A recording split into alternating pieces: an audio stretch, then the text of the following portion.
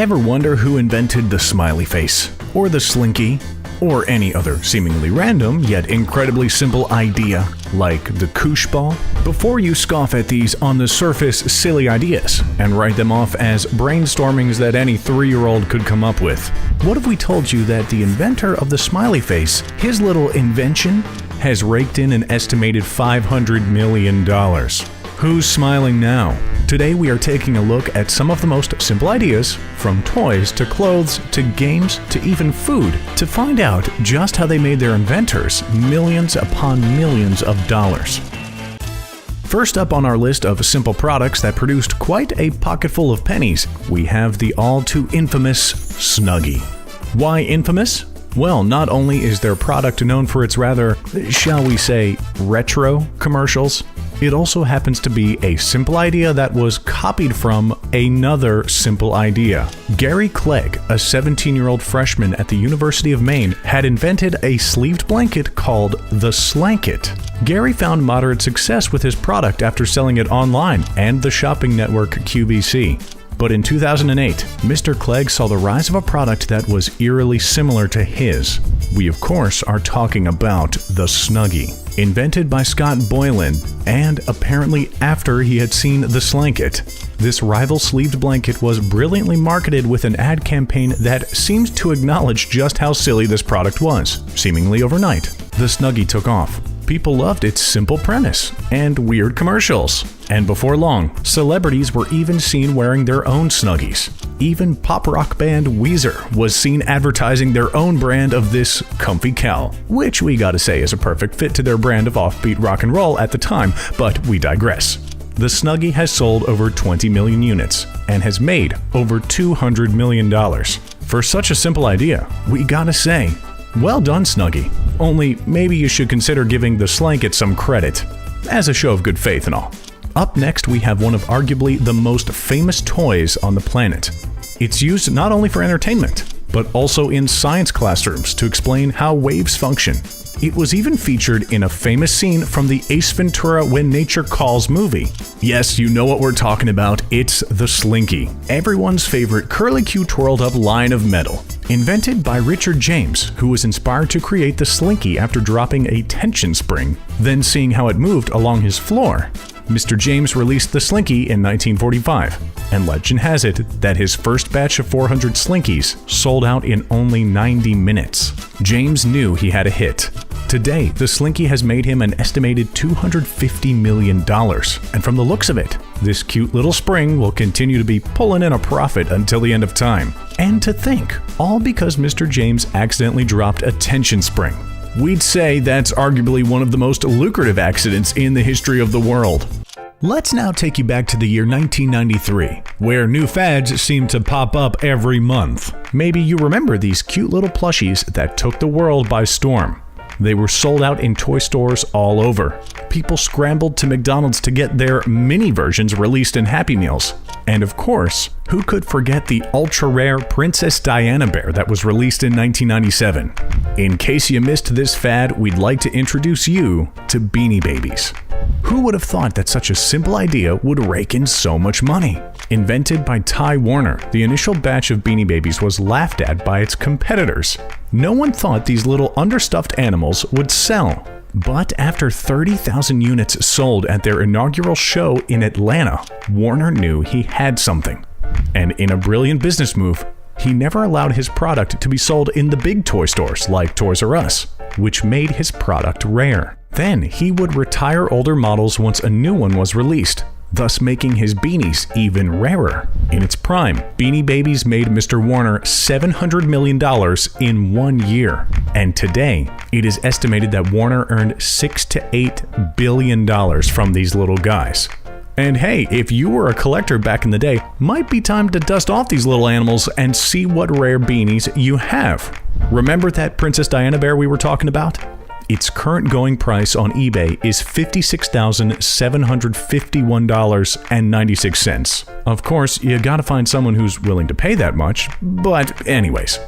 Here's a product that is so simple in concept, yet incredibly complex in its design, that it has captured the minds of nerds for nearly 30 years. And for good reason. This game is awesome. It's Magic the Gathering, and in some ways, it's the equivalent of printing money. Let us explain. See, Magic was invented by Richard Garfield and debuted in 1993. Garfield was finishing his PhD in mathematics at Penn when his knack for inventing games caught the eye of Peter Atkinson, the CEO of a new company called Wizards of the Coast. Atkinson asked Garfield for a new game, one that was portable. It had to be simple to set up, yet addictively complex, and could be taken anywhere and played by anyone with some downtime. The result was Magic the Gathering, and when it first was released, a modest 2.6 million cards were printed. But the idea caught on. From 2008 to 2016, 20 billion cards have been printed, and in 2018, an estimated 35 million people play this fantasy card game. Garfield was a millionaire and is now worth $10 million. And the revenue that Wizards of the Coast gets from Magic? In 2013, it's estimated that Magic brought in $250 million in 1 year. And get this, like Beanie Babies, the cards have a limited run, so rare cards like the Black Lotus sell for a lot. In fact, in 2019, one sold for $166,100 on eBay. And don't forget, if you want to play competitively, you have to buy the newest sets. Now that's how you print money. Next is one of the simplest and arguably one of the tastiest ideas on our list. It's rumored that this product was invented by NASA so astronauts could have a delicious beverage as they traveled through the cold unknown of space. But turns out that this was indeed just a rumor. We are talking about Tang, the sugary orange beverage that is essentially just sugar and water. Talk about simple. Invented by William A. Mitchell in 1957 while he was employed by General Foods, Tang was released in 1959, but wasn't initially a hit. But Tang had a stroke of good luck when NASA picked it up as the preferred beverage of astronaut John Glenn during his Mercury flight in 1962. Apparently, they chose Tang because it was a simple way to improve the taste of water on the ship, which apparently tasted awful. And just like that, Tang was a hit, and people across the globe inaccurately attributed its invention to NASA. In reality, William Mitchell was a superstar at General Foods and continued his inventing spree of simple yet tasty snacks, including Pop Rocks and Cool Whip. Still not impressed? What if we told you that Tang's parent company raked in a colossal $25.782 billion in 2020 due to the success of their products, including Tang and Cool Whip? Yeah, sometimes the simplest ideas are the most lucrative, even if they aren't the most healthy. Here's a fun and floofy toy for you that, upon first glance, will have you scratching your head thinking, why didn't I think of that? It's the Koosh Ball. The fun and friendly little ball of rubber bands that is fun to dangle, throw, and bounce around. Inventor Scott Stillinger invented this uniquely simple ball in 1987 when he tried to tie rubber bands together into a safe ball for kids to play with. It was an instant hit, and toy giant Hasbro took notice. It bought Stillinger's company that was producing these little rubber bouncies for $100 million in 1997. And just like that, Stillinger never had to worry about inventing again. Last up on our list, we want to leave you with an invention that's sure to put a smile on your face. It's been a staple of pop culture since it was first introduced in 1963, and its creation was even parodied in the movie Forrest Gump, when Forrest wipes his brow on a yellow shirt only to leave, you guessed it, a smiley face. This simple design was created by Murray and Bernard Spain.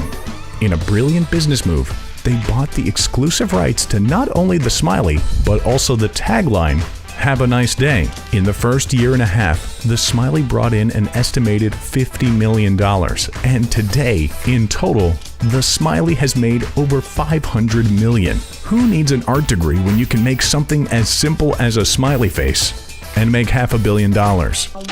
Well, it seems that some of the most simple ideas out there turn some of the most massive profits and make their inventors multi-millionaires overnight. Hey, what can we say? Sometimes simplicity takes off. And just like that, you're out of the poorhouse and living on Easy Street. Now, if you're thinking you've missed the boat and there's no more simple ideas left, We want to remind you that the fidget spinner was arguably one of the most simple ideas out there, and in total, over 200 million of these little spinning doodads have been shipped to retailers, with an estimated revenue of $50 million. We say if you have a good idea, don't give up. You might just find that you'll spin your way right into the good life and be living like you're one of the richest.